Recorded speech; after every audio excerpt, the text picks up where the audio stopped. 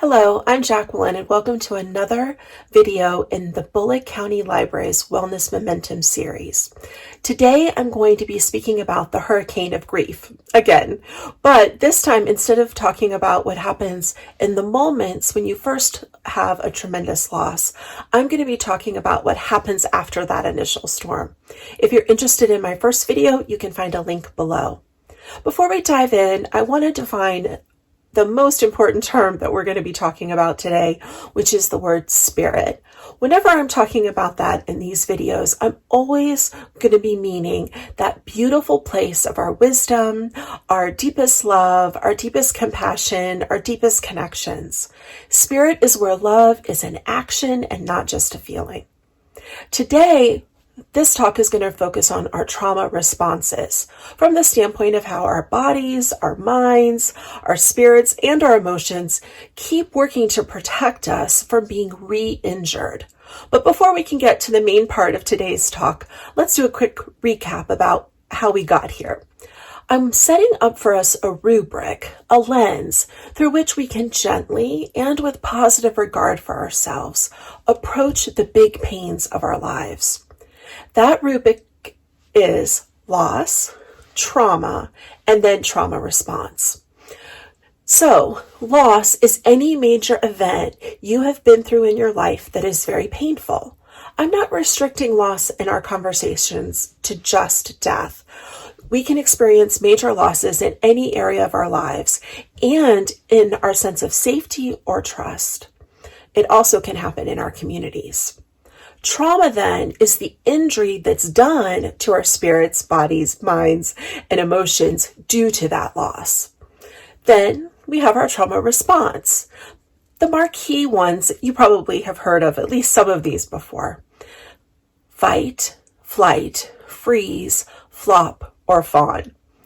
I'm going to give you some examples in a moment of ways I've seen families deal with learning of their loved one's impending death or of their actual death. That kind of gives you some examples of each one of those 5 initial responses. But before I do that, I want to be clear that none of these families did anything wrong. These are normal reactions. They're normal responses to the injury of hurt and pain that happens when one of your loved ones dies. I also want us to be really gentle and caring toward ourselves. This right here may be the part where you need to hit the pause button and say, not today, no, maybe later, maybe never, because this topic is really painful and really difficult. It's the toughest part. It's why I call it the hurricane of loss. When we pause in our context, it's so that we can take some deep breaths and check into our spirits. Can you hear stories of loss right now? It's okay to say that the answer is no. So, hit the pause button, click it, or hit it however you're looking at this, and check in with yourself. Are you ready to hear this today? And honor where you are, because it is a valid place to be. Okay? Okay, here goes. Fight. I once had a parent yell at me and cuss me out because they wanted me to install curtains in the room in which we were standing. My heart broke for them because they had to put a buffer with that fight, between them and the terrible loss of their loved one. And so fighting with the chaplain was the best way that they could handle it. Flight. I was also with the family where 2 siblings were passing away. And the family had spent all day with one as they died. And very quickly after the first one passed away, the second one started to actively die. And they just could not do it. They had to leave the hospital. And so I stood at the bedside for them through the night. I repeat, they did nothing wrong. They did what they had to do in order to survive that unspeakable, unthinkable truth of what was happening in their family. Freeze. I remember one family, as we were waiting to hear news from the OR, where Every other member of the family was sitting in a chair like little statues, and they were staring so hard at the floor, like if they could just will the floor to make things different, while one family member paced back and forth, praying out loud to God, their cowboy boots clicking on the floor, and just that sound and that plea, and then seeing all those family members like little statues. That's an image I'll never get out of my mind. Flop. I was with a mother who, upon learning of her child's death, threw herself on the floor and wept for over a half an hour. I get that in my mama bones. Don't you? Oh. Fawn. This term is typically used to describe those who do whatever their aggressor, the person who's creating the loss, wants them to do in order to survive that actual loss in that moment, in traumas that are other than death. But in the healthcare setting, I think sometimes the way in which I experienced this was with over-apologizing. It might sound like this: "I'm so sorry, I'm crying." That's what's said out loud, but if you were to really continue that sentence, I think part of what they're saying is, "I'm so sorry that I'm crying and taking up space, and I'm having all these big emotions that you're having to face and see and deal with, and I feel really bad about that." Or another example might be where families might not just say thank you to the healthcare team as they're leaving for trying so hard or for trying to help their loved one, but sort of over effusively thanking because it just feels like the only way to handle what's happened. These are all normal responses to the wound, the trauma of the loss. Normal. But what happens after the storm is that we can get easily reactivated and find our way back to these same responses over and over again. It's like we get transported right back out to the shore of that hurricane, and the pain and the trauma is so great that the waters roil and the winds blow, and we're back in that place of trying to survive and hold on for dear life, even though the initial loss was a long time ago or at an earlier point. That's normal too.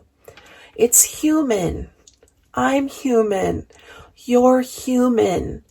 Our siblings on this planet of every color, gender, creed, nationality, faith, religion, philosophy are human. To be human is to have a response to the wound of our losses, both initially and as we do the difficult work of healing from those wounds. I break trauma response into 3 expressions. The first are those normal brain-body reactions that we just talked about in the midst of the injury: the fight, flight, freeze, flop, fawn. Lots of other people talk about those as well. But what we're really talking about today is that second type of trauma response that happens afterward. It can happen in the months and the years that follow. Think of that injury related to our losses as being like a terrible sunburn. A long time ago, my beloved Aunt Glitter fell asleep on the beach in the Bahamas on a cloudy day. Now, when this happened, it was more common to, shall we say, put baby oil on your body instead of sunscreen. And she had flipped over, so she was burned everywhere. She stayed in the hotel for weeks. The doctor would come and visit her, and she would be sipping juice and taking pain pills until she was finally at a place where she could fly home. She used to describe it as saying she could hardly move unless she was in a fire of pain. That's how bad it hurt. So let's bring that into our conversation. We have this huge injury, like a terrible sunburn, to our whole being. Grief is one of those normal trauma responses. There are also ones like anger, bewilderment, longing, hurt, physical pain. wanting to control everything, lack of healthy boundaries, overhelping, sort of disconnecting and disengaging from life, trying to think your way through it all, being perfectionistic, blaming other people, becoming highly judgmental, having anxiety, feeling overwhelmed, etc., etc., etc. All of these are normal trauma responses. Often, the way we first responded to the loss and trauma is kind of like the sphere, shall we say, that we come back to in that second whole being response. So let's say that you were in fight. You pushed back and you fought with all your might against the loss, against that injury. You might find that you much more easily can experience anger and hurt and blame. And where you land when that injury is burning or you find yourself out at that stormy shore again feels a lot like fight. One of the key things that happens in this second wave of trauma response, which can have countless other waves wrapped up inside of it, which seems really unfair and terribly painful, is that they're powered by the stories we tell ourselves. That's the thing I'm most interested in, because those stories are how we make meaning with our losses. Let's say that you were abused as a child. You experienced the tremendous loss of trust of at least one adult that you previously had trusted. And so you have the pain of that abuse, the injury itself, the trauma, the loss of the trust. And perhaps you told yourself that the reason why it happened is because you weren't good enough to deserve any better. Or maybe you told yourself that the world was a terrible place and that you better take whatever you can before someone else comes along and takes something from you. These are the normal stories, the narratives that we all can have a tendency to make up when we are trying to make sense out of that which just doesn't make sense. When my own father died, I made up a lot of stories. One of them was that he was a secret agent and he had to go on a secret mission. But I also made up some more frightful stories at that time. Not as much about my father dying, but more about my sisters who left the family. Stories that no one loved me, stories that I was unlovable, stories that I was worthless. These stories are the key to how we carry our losses and traumas forward in our lives.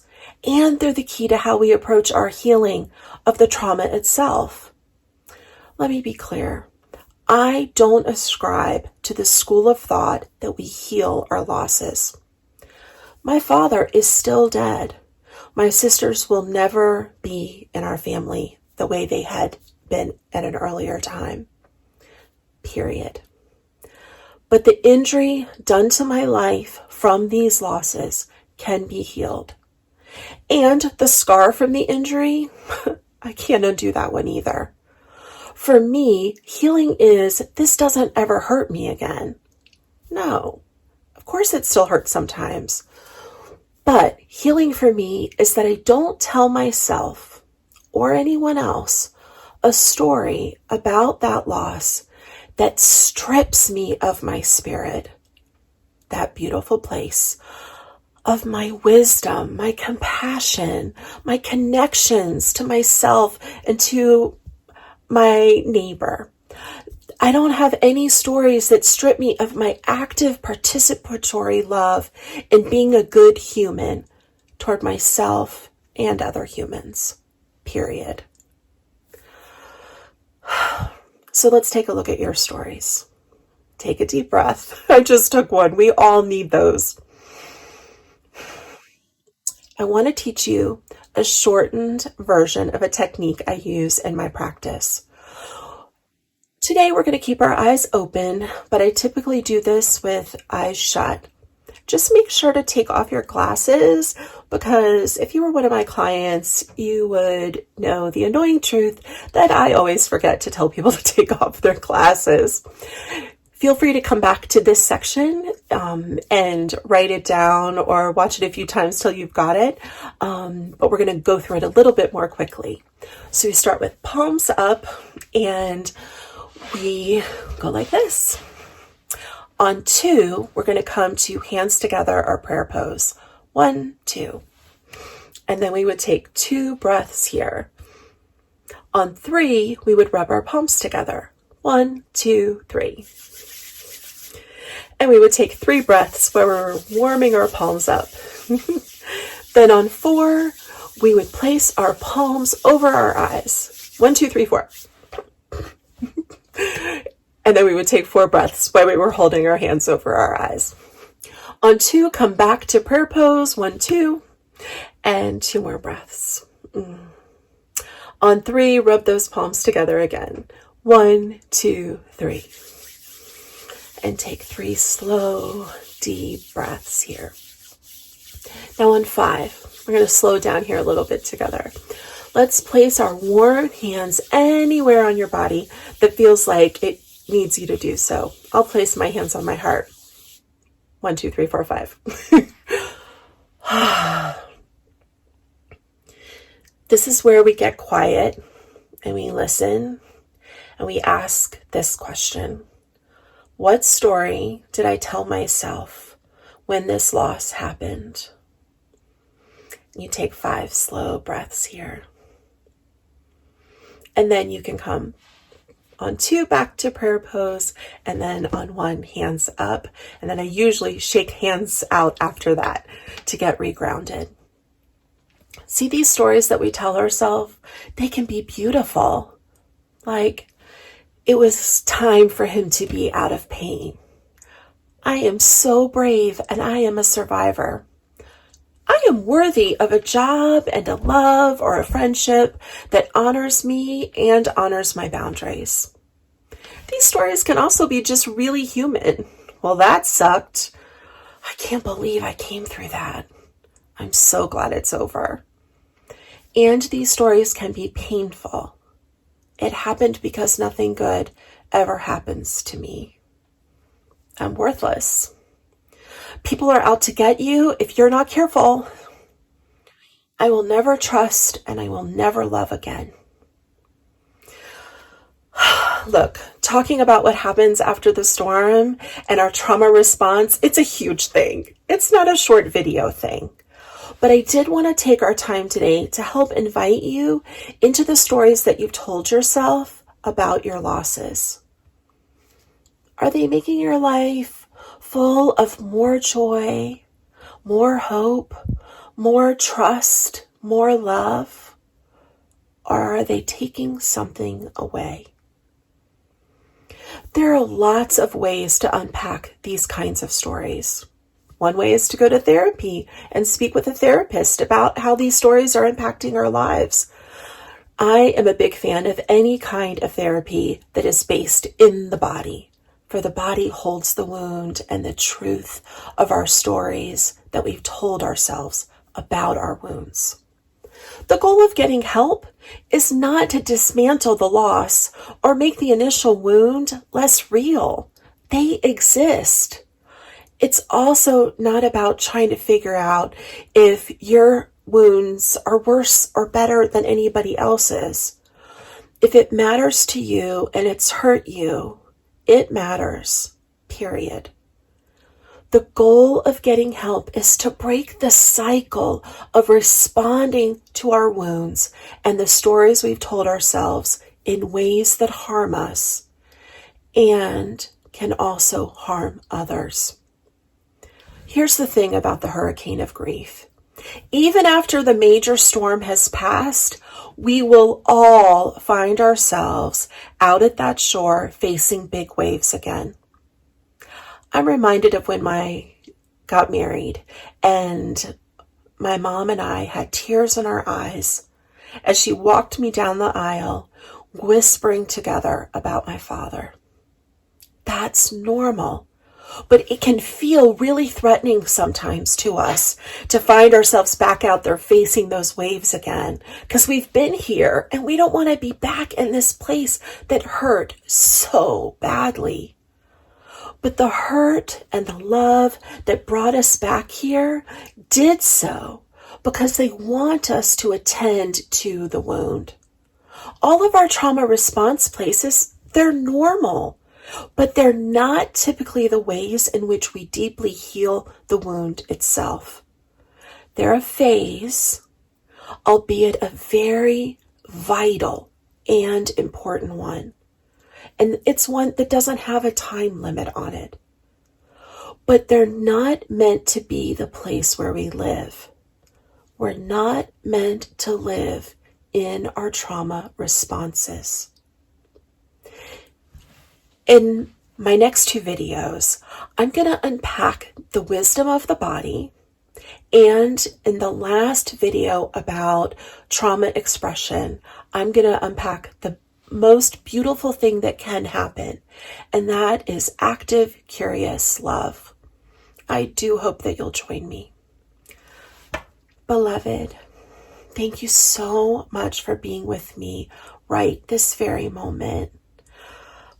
We may not know each other, but I am carrying you in my heart because I know what this work looks like. I've done it in my own life and with countless others. It's big. Until we meet again, thank you.